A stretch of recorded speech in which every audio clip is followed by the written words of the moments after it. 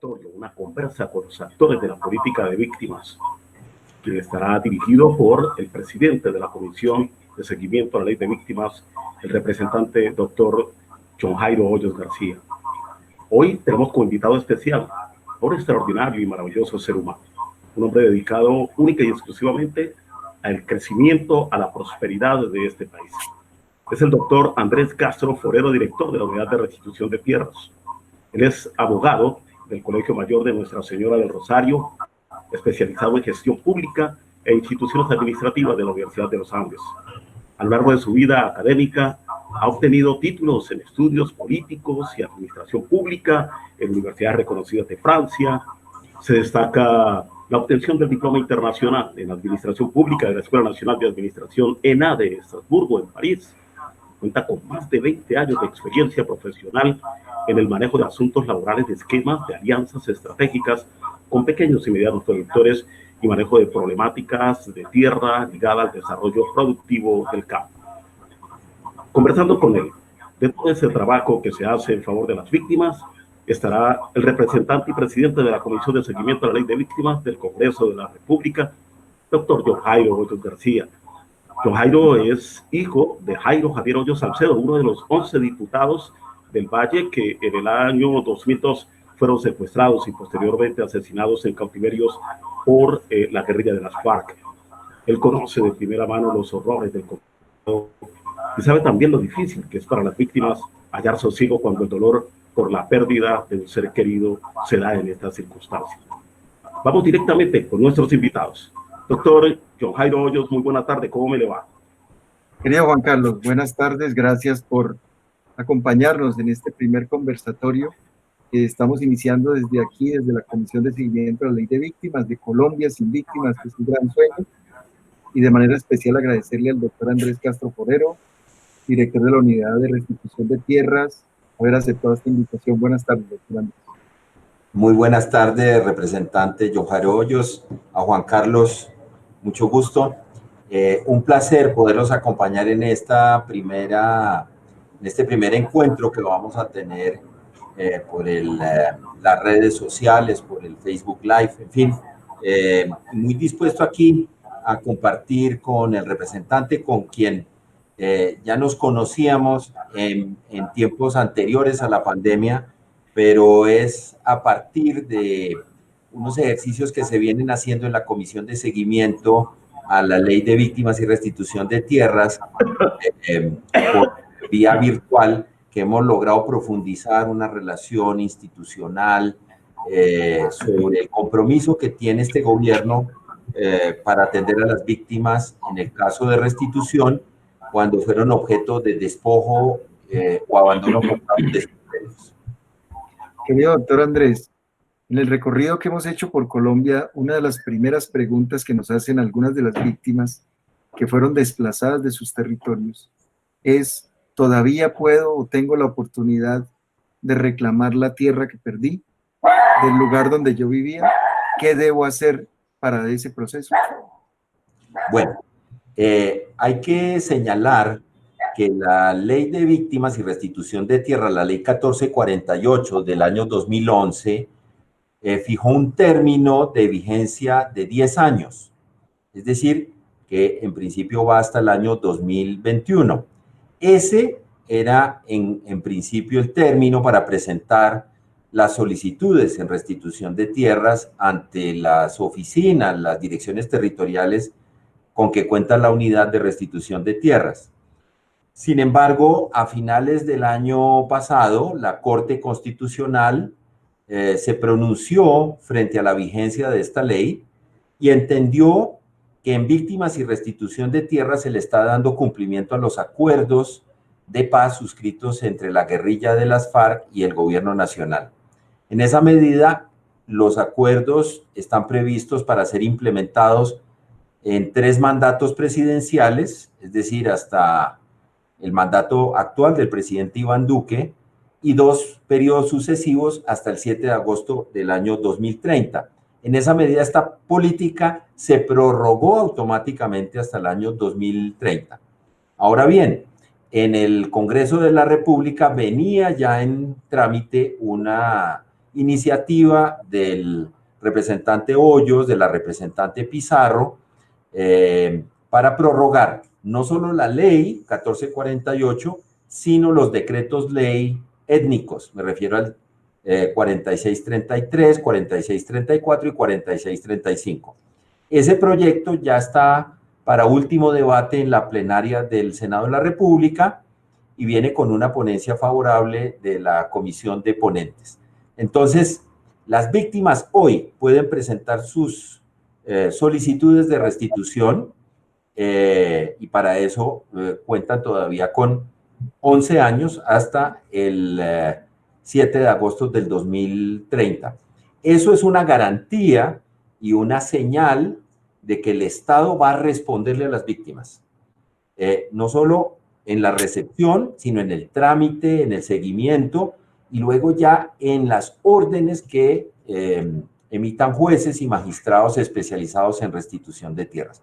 Entonces, para responder su pregunta, representante, hoy y durante 11 años más, las víctimas se podrán acercar a la unidad de restitución para presentar sus solicitudes en restitución de tierras. Eso es muy importante, decirle a las víctimas que hoy, si usted no ha reclamado, puede hacerlo. Debe acercarse a las oficinas de la unidad de restitución e iniciar su proceso.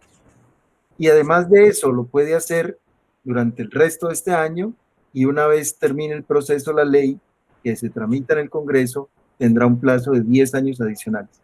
Pero yo le digo, no espere, hágalo de una vez porque es un proceso que debe tramitarse ante la justicia. Por eso le pregunto, doctor, porque también son campesinos, personas que tienen difícil acceso o conocimiento de la ley. Si necesitan un abogado, ¿dónde deben acudir? ¿Qué pasa en estos casos? ¿Cómo trabaja la unidad de restitución de tierras? Bueno, nosotros tenemos a nivel territorial 16 direcciones territoriales. Hay 25 oficinas que recepcionan solicitudes y puntualmente tenemos puntos de atención que hemos identificado como aquellas zonas donde el fenómeno del despojo o el abandono forzado se dio de manera masiva. Entonces, junto con las alcaldías, las personerías, hacemos brigadas y jornadas de recepción de solicitudes. Nosotros a la fecha, en los un poco más de 9 años que lleva de vigencia esta ley, hemos recepcionado más de 126,000 solicitudes en todo el país. Doctor, lo interrumpo, perdone. Una persona, por ejemplo, pongamos el caso extremo, no sabe escribir, va a la feria o va a la oficina, ¿qué sucede con esa persona? Esa persona es atendida por atención al público, que son unas personas que están formadas y capacitadas para recepcionar esa declaración. Obviamente tienen toda la reserva y la confidencialidad para entregarle la información con que cuenta la persona para formular su solicitud. Esa persona lo que va a empezar es a ser atendida por la unidad de restitución de tierras para lograr materializar ese derecho a la restitución. El proceso es un proceso un poco complejo porque ese trámite, haga de cuenta que la unidad es algo así como la fiscalía en tierras. Entonces, lo que hace la unidad es instruir esa solicitud, hace trabajos en campo, trabajos catastrales, topográficos, logra un recaudo de pruebas sociales, lo mismo que toda la gestión documental. La idea es que sea tan robusta la instrucción que le preste mérito a esa solicitud para inscribirla en el registro. Esa inscripción en el registro, perdón, termino esta parte. Lo coloco en un lenguaje un poco más llano. La persona no tiene conocimientos de derecho, no tiene dinero. Es la unidad la que le ayuda a tomar la declaración y es la unidad la que le ayuda a recaudar las pruebas. Exactamente. El proceso no tiene ningún costo para él. Lo que le mencionaba es que nosotros asumimos el conocimiento de esa causa sin ningún costo para esa persona y llevamos al final del proceso a inscribir el predio en el registro, que es la base para presentar una demanda ante el juez. Esa representación judicial, de acuerdo a un poder que le entrega esa persona a la unidad, nos permite presentarle a los jueces la demanda con sus debidas pretensiones. Y aquí cabe la pena señalar que en restitución de tierras no solo se define la propiedad privada o colectiva, si nos referimos a comunidades étnicas de la tierra, sino que hay otra serie de pretensiones de reparación integral a víctimas. Me refiero a alivio de pasivos, si los predios tienen deudas con el sistema financiero, con los municipios, por ejemplo el impuesto predial, o deudas con las empresas de servicios públicos porque el predio no ha pagado las facturas. Lo otro es proyectos productivos. Nosotros implementamos de manera concertada con la víctima la implementación de un proyecto productivo. Y hay otra serie de medidas como la solución de vivienda rural y la dotación y prestación de servicios públicos a nivel rural. Me refiero a la electrificación rural, al mejoramiento de la red terciaria, a todo lo que tiene que ver con el agua potable. Todo eso se logra en restitución. Es decir, esta política formulada en la ley 1448 del 2011, lo que busca es una transformación en los territorios. Es decir, no solo define la propiedad privada o colectiva, sino que tiene otra serie de medidas de reparación. No tiene ningún costo para el solicitante y hay un acompañamiento que se da una vez emitido el fallo durante 2 años para la implementación de esos proyectos productivos. Doctor, ¿qué pasa cuando la víctima logra, después de todo el proceso, que el fallo le salga favorable y se le reconozca la tierra? ¿Debe acceder a esa tierra o puede tener una indemnización monetaria en vez de la tierra? La ley lo que planteó fue la restitución material, es decir, lo que llamaríamos un retorno de esa población a sus territorios.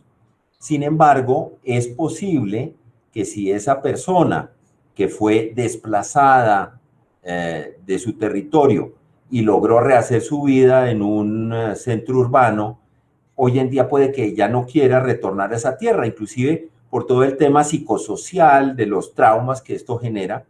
Nosotros podemos solicitar en la demanda, bien sea la restitución material o la compensación, y la compensación se da en términos o de predio equivalente, es decir, que le vamos a restituir un predio en otro lugar, pero del mismo valor, o una compensación en dinero, es decir, una reparación material económica, donde le damos el valor que calcula el IGAC, el Instituto Geográfico Agustín Codazzi, y sobre esa base la unidad repara materialmente a esa víctima. Doctor, algunas de las víctimas confiesan que tienen temor, que les da miedo pedir su tierra porque les puede costar la vida de sus familiares, o porque quedaron con el rezago o el temor de que allá no hayan las condiciones para retornar. ¿Qué les decimos a esas víctimas? Importante su pregunta. Esta es una política que se formula en términos de justicia transicional, porque la definen jueces, pero en el fondo lo que busca es establecer verdad, justicia, reparación integral a las víctimas y no repetición. Es decir, que nosotros, que acogemos a la víctima cuando presenta su solicitud, tenemos que buscar unos mecanismos de protección que le garanticen su seguridad. Activamos todas las rutas de protección a las víctimas, acudiendo a la Unidad Nacional de Protección, a la Defensoría del Pueblo, al Ministerio del Interior, que articula un plan de atención oportuna. Tenemos una muy buena articulación con la fuerza pública, porque todo este proceso en su trámite debe ir acompañado tanto de la Policía Nacional como del Ejército, la Armada o la Fuerza Aérea, dependiendo de las necesidades y del territorio donde se lleve a cabo. Un solicitante, por decirle algo, que recibe una presión indebida y es obligado a desistir de la acción en restitución, siempre podrá volver a pedir su predio. Es decir, no pierde la oportunidad de que sea nuevamente atendido. Nosotros en los territorios ingresamos con el aval de la fuerza pública, es decir, sin ese aval no podemos ingresar a los territorios. Hoy en día a nivel del país hay unas zonas que tienen alteraciones del orden público, porque hay presencia de minas quiebrapata, porque hay presencia de grupos disidentes de las FARC o del ELN o las famosas BACRIM. En esos territorios entramos de la mano con la fuerza pública para evitar que haya nuevas revictimizaciones y que una vez pasado restitución, estas personas se vean nuevamente obligadas a desplazarse y abandonar sus predios. Entonces, es un proceso que tiene que avanzar de manera lenta pero segura, de manera gradual y progresiva para garantizar el retorno de estas víctimas de despojo y abandono. Querido director, las personas nos preguntan, yo salí de mi tierra, perdí lo que tenía, estoy en una situación calamitosa como víctima. Me devuelven la tierra, pero no tengo cómo ponerla a producir. ¿Qué le decimos a esas víctimas? Este proceso, en esencia, lo que busca es una reparación integral. Y mencionaba cómo resolvemos la titularidad, la propiedad de la tierra, inclusive aquellas tierras que no han sido aún formalizadas. Nosotros logramos a través de restitución que la Agencia Nacional de Tierras y titule estos predios, le queden formalmente registrados. Además de esa, que es la principal medida de reparación, hay la implementación de proyectos productivos. Yo le decía que son de naturaleza o agrícola o pecuaria, y los implementamos de manera concertada con estos beneficiarios en restitución. Por ejemplo, yo tengo un caso que es muy significativo. En el municipio de San Pedro, en el Valle, que queda entre Buga y Tuluá, nosotros recuperamos un bien de extinción de dominio que era de propiedad del hombre del overol.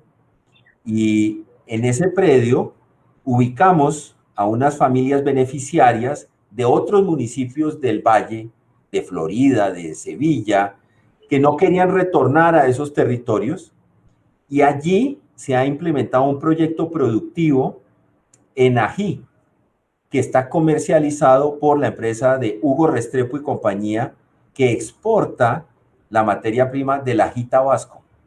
Ellos van a tener cada uno allí su proyecto productivo, su solución de vivienda. El proyecto ya hoy en día está en plena producción.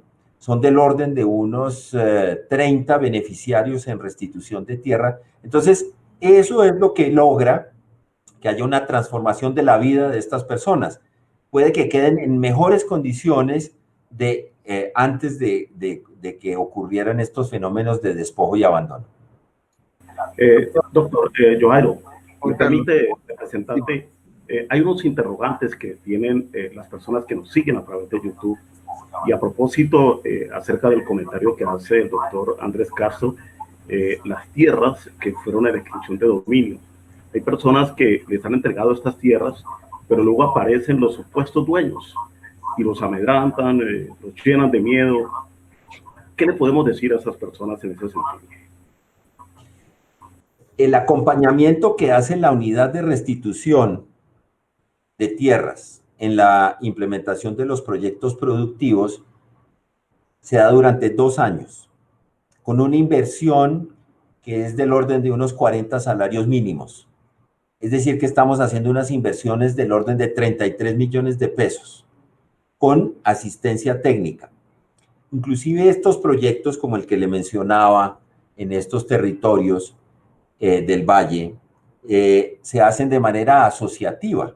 Lo que se busca es que crezcan y maduren en términos de ofrecer productos agrícolas en condiciones de volumen, de calidad y de cantidad.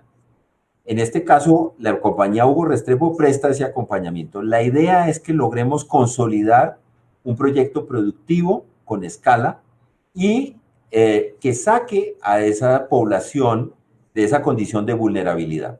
Frente a las condiciones de seguridad, como le mencionaba, estos proyectos tienen que ser implementados en condiciones de seguridad. Si estas personas reciben amenazas, nosotros activamos estas rutas de protección. En fin, yo diría que hay, la política pública en materia de restitución de tierras fracasaría si posteriormente estas personas tuvieran que salir de sus predios por las amenazas que reciben de los que pudieron ser los originales propietarios de estos predios. Entonces, debe hacerse, repito, en condiciones de seguridad que le dé todas las garantías a los beneficiarios de restitución de consolidar allí su transformación de vida. Doctor Castro, una última pregunta para cerrar esta primera parte, y es que algunas víctimas señalan que los predios que ellos están reclamando hoy se encuentran invadidos por otras personas que inclusive también son víctimas del conflicto armado. Y entonces ellos dicen, ¿cómo me van a devolver el predio? ¿Qué pasa en estas situaciones? Porque también se han escuchado de situaciones donde estas personas que están ahí ocupando, inclusive se han hasta suicidado. Representante, este es el fenómeno que nosotros denominamos segundos ocupantes. La ley planteó un fenómeno de desplazados y desplazadores, víctimas y victimarios. Pero cuando uno va a la realidad en los territorios, lo que encuentra es que en los territorios esos predios hoy en día están ocupados por población, como usted lo señala, que son igualmente campesinos, población vulnerable, desplazados de otros territorios. La Corte Constitucional en el año 2016 estudió este caso y le bajó el estándar probatorio que tiene que probar ese opositor, es decir, que es el que ocupa el predio hoy en día. Si se trata de población vulnerable y esa caracterización la hace la propia unidad de restitución, nosotros atendemos o solicitamos en las demandas con la representación judicial de la Defensoría del Pueblo a ese segundo ocupante. Él simplemente tiene que demostrar la buena fe, que es ajeno al conflicto, que es igualmente población vulnerable, y lo que ordena el juez son medidas de atención que corresponden a la adjudicación de una unidad agrícola familiar, una UAF, la implementación de proyecto productivo y solución de vivienda. Es decir, la política pública en materia de restitución de tierras no puede dar lugar a crear nuevas víctimas, a dejar en la calle a algunas personas. Es lo que denominamos una acción sin daño. Y en esa medida, la unidad se ocupa de atender, por orden del juez, a ese segundo ocupante. Es decir, nosotros aquí podemos generar incluso una reconciliación entre el propietario original, el segundo ocupante, que ambos van a quedar atendidos a través de esta política de restitución de tierras. Gracias, querido doctor Andrés. No sé si hay alguna pregunta por el canal. Sí, justamente tenemos una pregunta, y esta pregunta es a una persona que dice que le tocó dejar sus bienes abandonados por el conflicto en el Cauca. Pues tuvo que iniciar un proceso de reubicación y que no hay condiciones para retornar a su comunidad. ¿Qué se puede hacer en este caso, doctor Castro? Si estamos hablando de restitución individual, la restitución campesina que define la propiedad privada, como le decía, nosotros intervenimos en los territorios con el aval de la fuerza pública a través de una microfocalización que se da a nivel veredal y de corregimientos. En esos casos, nosotros hoy no podemos ingresar a los territorios si no hay la microfocalización, si no están dadas las condiciones de seguridad. En la ruta colectiva, si estamos hablando de comunidades étnicas, como puede ocurrir en el Cauca, de comunidades indígenas o afrodescendientes. Allí no opera este criterio de microfocalización en función de la intervención de la fuerza pública. Pero sí tenemos que ver las condiciones de ingresar a esos territorios. Yo mencionaba por el tema de minas antipersona. Debemos asegurar un desminado humanitario que garantice el ingreso de los equipos de trabajo que van a trabajar con las autoridades de esos resguardos indígenas o de esos consejos comunitarios. Entonces, esos procesos son los que tenemos nosotros bastante represados en restitución de tierras. Pero un fenómeno que me parece interesante destacar acá, cuando entra restitución de tierras a un territorio, lo que se logra es la presencia del Estado. Todas esas carencias que históricamente han existido en los territorios se logran subsanar con una política pública de esta naturaleza, porque le da garantías sobre la propiedad de la tierra, porque viene la inversión que hace el Estado con estas comunidades. Entonces, de alguna manera, nosotros lo que estamos es buscando garantizar que se pueda reparar a estas víctimas del conflicto en términos de seguridad. Hay otro interrogante y este tiene que ver con una persona que nos dice que su padre fue obligado a vender sus tierras a un precio ínfimo y que él falleció. ¿Tiene el derecho a hacer algún tipo de reclamación? Claro. Él, como heredero de su padre, que era el titular del predio, que vendió a un menor valor porque fue desplazado, porque fue forzado, él puede acudir a la acción de restitución ante la unidad de restitución de tierras y arranca el trámite administrativo para validar la solicitud en restitución de tierras. Entonces, claro, él puede acudir a la acción sin ningún problema. Hay más interrogantes, tenemos un número importante de personas que están siguiendo esta interesantísima conversación con el director de restitución de tierras. Una de ellas dice que su predio de escrituras, tiene unas escrituras en otra vereda y en otro corregimiento, ha pedido la revocatoria directa y no ve avance en ese proceso administrativo. La revocatoria directa sería por una no inscripción en el registro, entendería. Es decir, presentó la solicitud, la unidad la tramitó y encontró que, por ejemplo, ese predio fue despojado antes del 1 de enero de 1991. Esos casos no los puedo revisar yo, porque como le digo, esto es de justicia transicional y se dijo a partir de 1 de enero del 91 hasta la vigencia de la ley, revisamos casos. Entonces yo, de plano, doy un no inicio al proceso de restitución.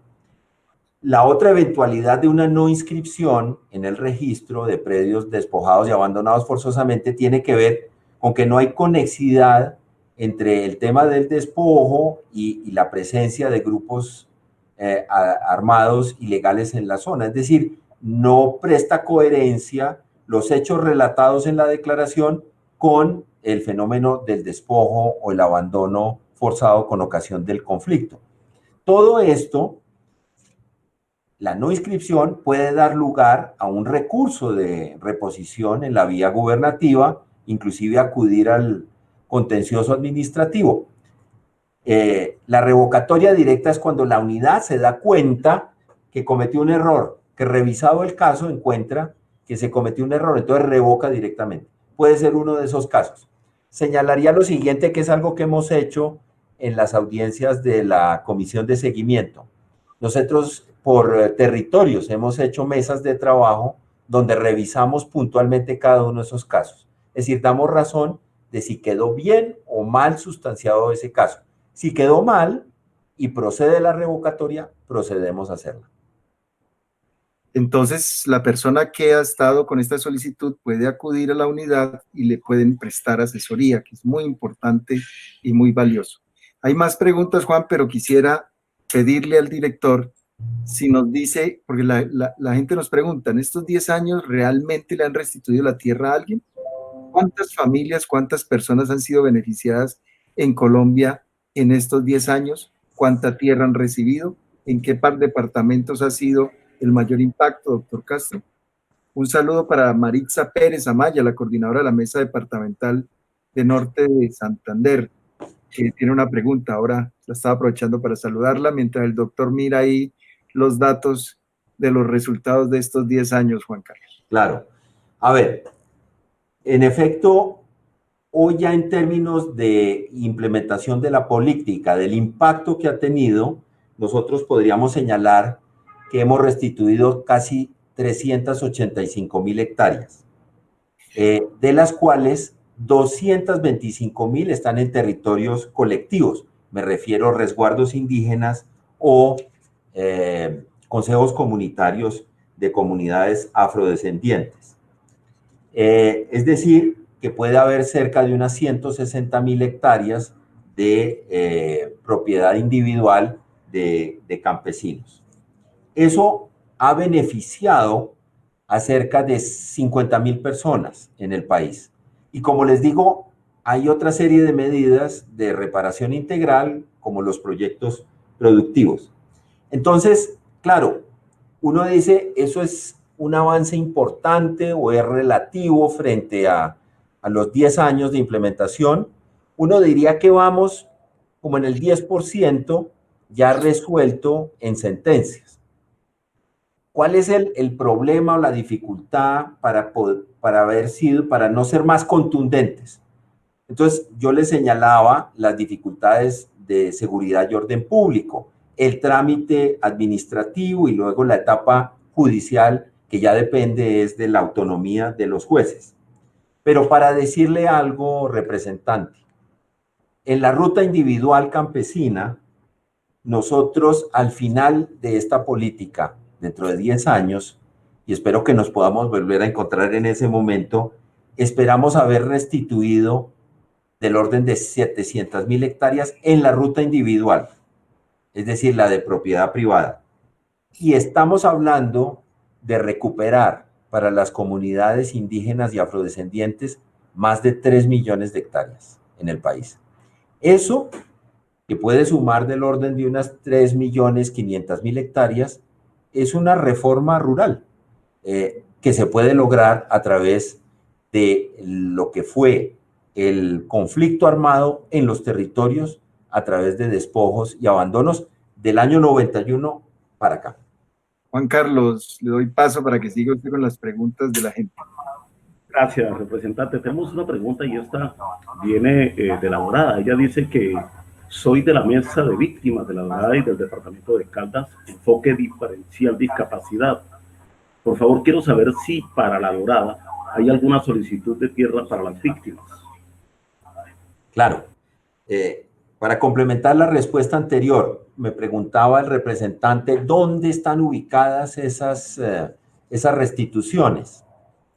Cuando uno analiza el mapa, se da cuenta que en la zona norte del país, donde hubo los procesos de desmovilización de los paramilitares a partir de la Ley de Justicia y Paz, allí la restitución va muy avanzada. Por decirle algo, la región de los Montes de María o en el Urabá antioqueño. Por ejemplo, el fenómeno de despojo o abandono en Antioquia es muy grande. Es casi el doble o el triple que en el resto de departamentos del país. Tal vez porque es uno de los departamentos más poblados, más grandes y más variados, porque tiene la región del Urabá, el nordeste antioqueño, el Bajo Cauca y la región occidental de Antioquia. Pero entonces la restitución viene eso, barriendo donde ya hubo estos procesos.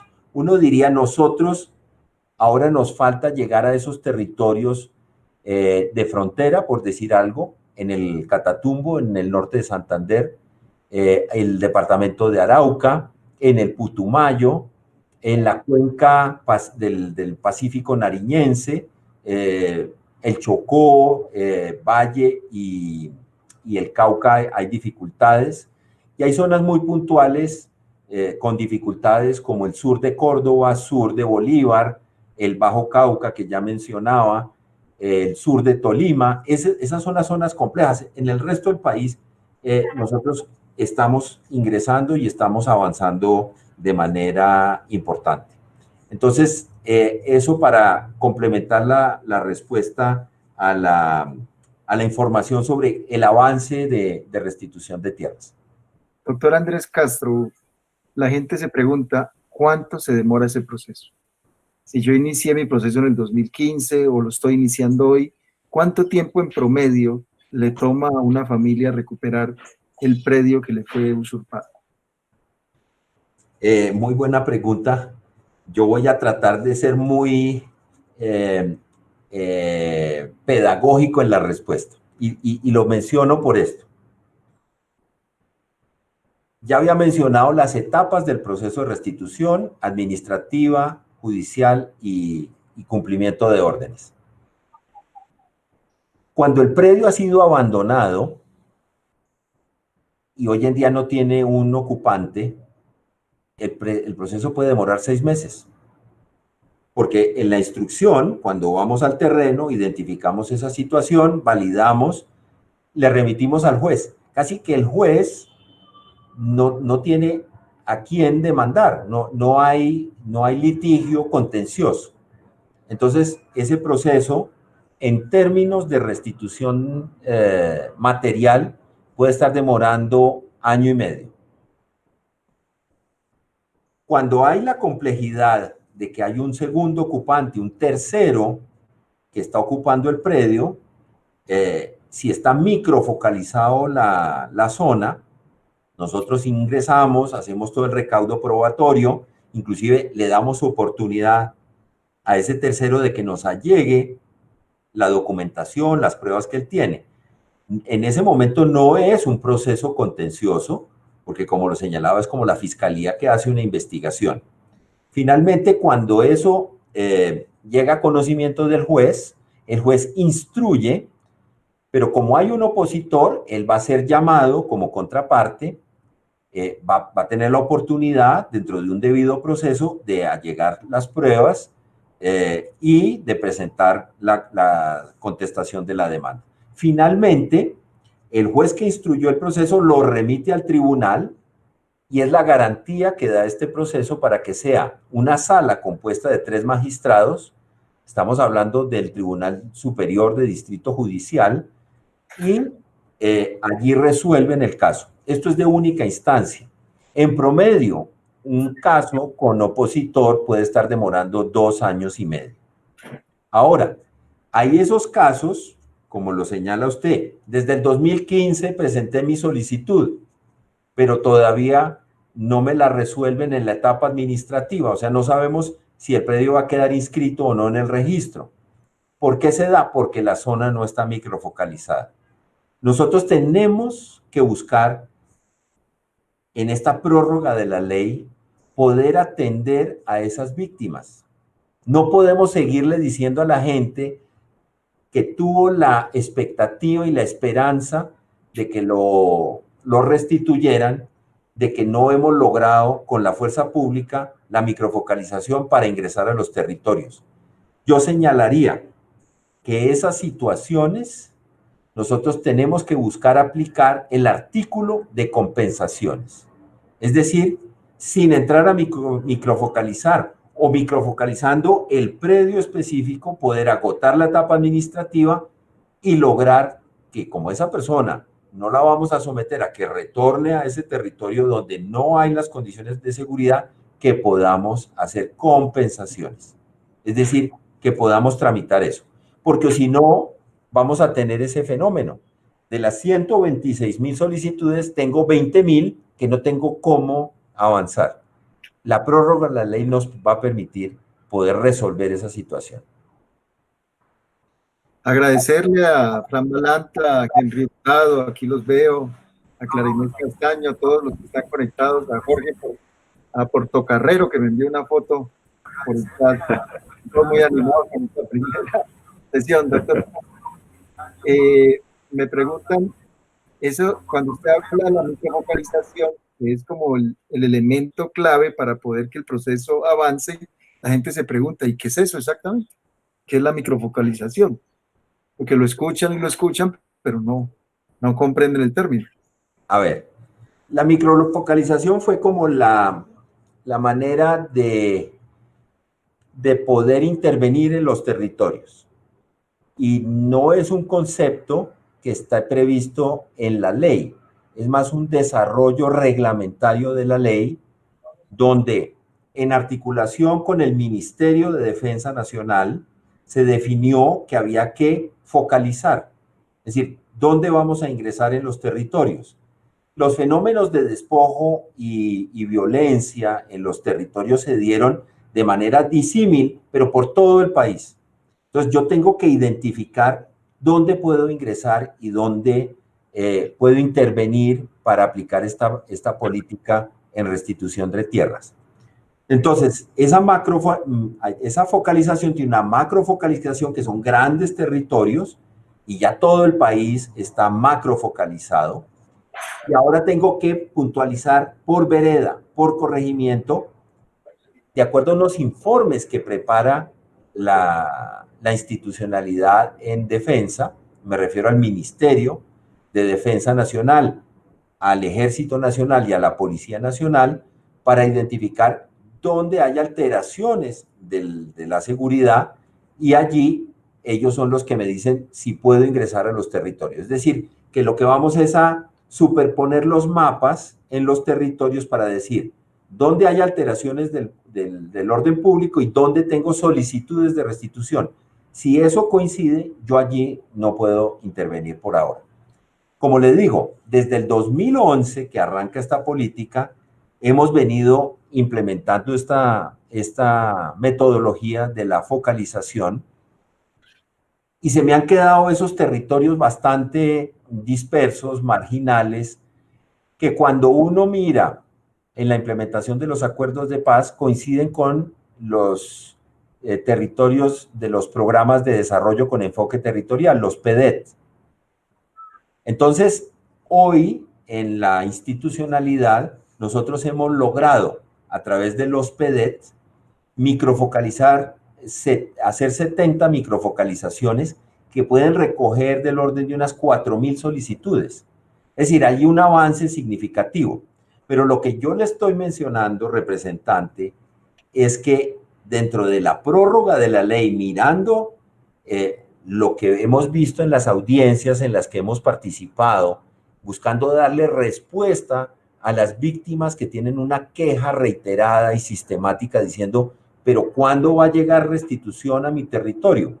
Yo lo que estoy planteando es viabilicemos esas solicitudes a través de levantar muchas de las restricciones que tiene la microfocalización y busquemos no agotar el trámite para buscar restitución material en el mismo predio, sino compensaciones. Querido doctor Andrés, ya para, no sé, Juan Carlos, si tienes alguna pregunta antes de cerrar. Sí, tengo una pregunta justamente de la doctora Gloria Hoyos. Ella pregunta que si una persona es propietaria de un predio, tiene su escritura, pero no puede regresar porque fue desplazado, ¿esa persona qué puede hacer? Esa persona puede acudir a restitución y con el acompañamiento que hacemos nosotros en la etapa administrativa, en la representación judicial, de acuerdo a la orden del juez, nosotros vamos a lograr que ella pueda retornar a su predio. Es importante resaltar que esa comparecencia o esa asistencia debe ser personal, ¿correcto? Claro, tiene que ser personal. No se puede por medios virtuales en este momento, sino que debe acudir a las oficinas. Claro, por eso la presencia de la unidad en 25 sedes con que cuenta la unidad, inclusive, diría yo, aquellas zonas que ya fueron barridas, que fueron atendidas en etapa administrativa, nosotros tenemos que lograr la suficiente agilidad y flexibilidad para ocupar esos territorios donde no hemos podido llegar. Me refiero el departamento del Casanare, el departamento de Arauca, la región del Catatumbo, que han tenido serias dificultades y donde la presencia institucional es muy débil. Querido doctor Andrés, para cerrar, ¿qué mensaje le da usted a las víctimas de Colombia que están en proceso ya de reparación? ¿Cuántos son los que están pendientes de ese fallo? ¿Y qué mensaje le da a aquellos que por temor no han acudido? Representante, yo tengo un mensaje que es muy claro y que lo he planteado en los espacios donde usted me ha permitido participar. Lo primero que yo quisiera es agradecerle la invitación que usted me ha formulado, porque realmente esta política se debe es a las personas. Como decía, más que definir la propiedad de la tierra, nosotros nos ocupamos es de víctimas, de personas que fueron objeto de despojo y abandono forzado de sus predios. En esa medida, poder tener una interacción con las mesas de víctimas, con las personerías, con las alcaldías, atender directamente a una víctima, para mí es fundamental para darle cumplimiento a esta política pública. Nosotros tenemos unos desafíos muy grandes, unos retos enormes, pero que estamos en capacidad hoy en día de cumplir. Una de las cosas que yo siempre destaco es que esto no es una política de gobierno, esta es una política de Estado que ha sido validada por la Corte Constitucional. Nosotros, junto con la unidad de víctimas, no sufrimos de recortes en los presupuestos, porque esto es un derecho fundamental y hay que cumplirle a las víctimas. Entonces, lo que se viene para nosotros es muy importante, de lograr evacuar el trámite administrativo de las solicitudes que tenemos pendientes. Nos estamos refiriendo a esas 20,000 solicitudes.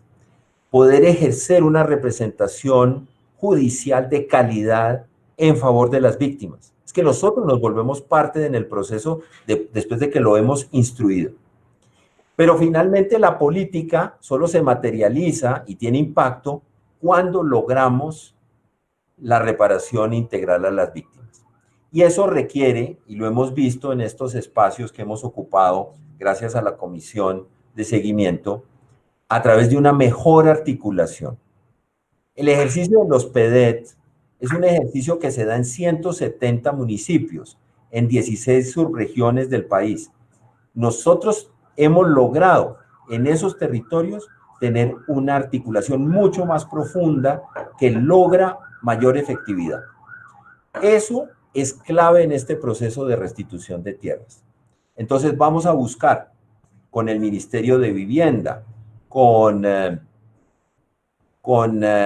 Unidad para las Víctimas, con la Agencia de Desarrollo Rural, con la Agencia Nacional de Tierras, con el Ministerio de Agricultura y Desarrollo Rural, que es al cual esta entidad está adscrita, una mejor articulación. Ese es el compromiso que yo puedo aquí asumir con las víctimas, y para eso nuevamente le agradezco los espacios que usted nos ha permitido ocupar para mostrar cuáles son los avances, los retos y los desafíos que tenemos en restitución de tierras. Gracias, querido doctor Andrés Castro, director de la Unidad de Restitución de Tierras a nivel nacional. Yo debo aquí hacer justicia y decir que hemos encontrado en el director de la Unidad de Gestión de Restitución de Tierras una persona abierta, comprometida, que siempre acude al llamado que hace la comisión, que siempre está dispuesto a atender las víctimas cuando en las sesiones comentan cualquier caso, y creo que allí contamos con un funcionario que se distingue en todo ese gabinete del gobierno nacional por su gestión. Doctora, como dicen, a Dios lo que es de Dios y al César lo que es del César. Gracias en nombre de las víctimas de Colombia por esa extraordinaria labor que usted está haciendo. Querido Juan Carlos, ¿algún mensaje final para darle paso al doctor Alexander Devia, que como siempre nos dará su mensaje, su píldora para las víctimas de Colombia? Reiterarle el agradecimiento al doctor Andrés Castro por su generosa participación en este programa, esta presentación de todo lo que son esos hechos y actividades que usted, desde la Comisión de Seguimiento a la Ley de Víctimas, viene haciendo por las víctimas, y pues obviamente con la corresponsalía de un hombre que entiende que trabajar por las personas que han sufrido en carne viva todas las situaciones adversas del conflicto colombiano. ¿Usted es víctima? tiene temor, no ha reclamado la tierra a la que fue desplazado y puede hacerlo. Usted tiene una garantía y es la unidad de restitución de tierras y el doctor Andrés Castro estará allí con su equipo para buscarle una solución. Doctor Castro, muchas gracias. Los dejo con el doctor Alexander Devia, autor de Solo es un eclipse, que le recomiendo a todos que lo lean. Él se ha unido a esta campaña, me dice él, más que víctimas, somos sobrevivientes. Doctor Alexander Devia. Bueno, antes que nada, agradecerle al doctor Castro por su maravillosa voluntad, porque se le sienten sus palabras de verdad que salen como del corazón y que son personas como usted, representante, que tienen claro que queremos dejar una huella en este país. Para mí es muy importante que todas las personas que nos están escuchando sientan que se está haciendo un gran esfuerzo, que son muchas las personas de buen corazón que realmente nos duele y que más a unos que a otros que han padecido este sufrimiento por el conflicto absurdo en esta Colombia, somos mucho más las personas que realmente queremos salir adelante. Yo en mi segundo libro planteé de que la humanidad ya no se va a dividir entre gente fuerte y débil o entre gente rica y pobre. La humanidad se va a dividir entre personas conscientes de la verdad del amor, que vamos a estar dispuestos a ayudar al otro y a trabajar en unión, y las personas que van a seguir permeadas por el miedo y van a querer seguir sometiendo. Estoy claro que los seres humanos necesitamos construir, y para reconstruir este país, primero tenemos que quitar los escombros que quedaron de la destrucción, porque hay muchos escombros, hay mucho dolor, hay mucha tristeza, hay mucha rabia, hay mucha impotencia. Y si a mí se me cayó mi edificio, yo no puedo traer nuevos materiales, insumos nuevos y sobre los escombros construir. Primero tengo que quitar los escombros, y por eso es tan importante esta ley que nos habla de justicia, de verdad y de reparación. Y para mí el proceso de reparación tiene que darse con el perdón, con un perdón genuino, porque alguna vez se lo escuché a usted, doctor Hoyos, decir, yo me acuerdo de una vigilia aquí en Cali, en la plaza no me acuerdo, en la plaza que queda al frente de la gobernación, que las víctimas con sus muertos pagaron el costo de la guerra, pero ahorita con el perdón vamos a pagar el costo de la paz. Y creo que ese es el mensaje más maravilloso que le he escuchado a usted alguna vez, y es que nos demos cuenta lo grandes que nos hacemos cuando somos capaces de quitar el odio de nuestro corazón y darnos cuenta que si nos conectamos desde ahí, podemos hacer mucho por este país. Y que esas personas que están como un granito de arena, como hormiguitas trabajando, haciendo para que sea realidad el proceso de restitución de tierras en este caso, de indemnizaciones, de todo lo que necesitan los colombianos, pues somos como la esperanza de muchas personas. Y pues le agradezco a usted, representante, doctor Castro, porque da mucha esperanza escuchar personas que tienen un corazón tan grande y que realmente están comprometidas con el país. Así que la invitación para todos los que nos escuchan y ven estos videos es que, pues, perdonemos. Tenemos que pararnos en el amor, tenemos que pararnos en el perdón, no podemos construir sobre escombros. Primero tenemos que quitar la rabia, el dolor, la tristeza, intentar dejar de juzgar para podernos enfocar en un futuro maravilloso. Y estoy seguro que lo vamos a poder hacer nosotros si nos paramos en el terreno adecuado.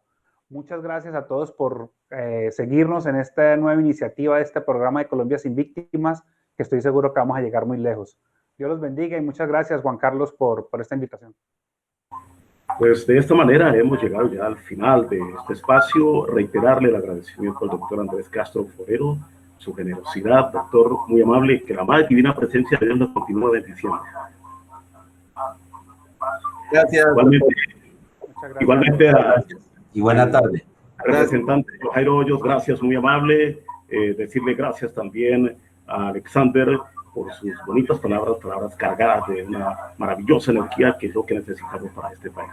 Y a todos los que nos siguieron, decirles que estaremos aquí con más temas interesantes que tienen que ver con las víctimas en nuestra próxima emisión.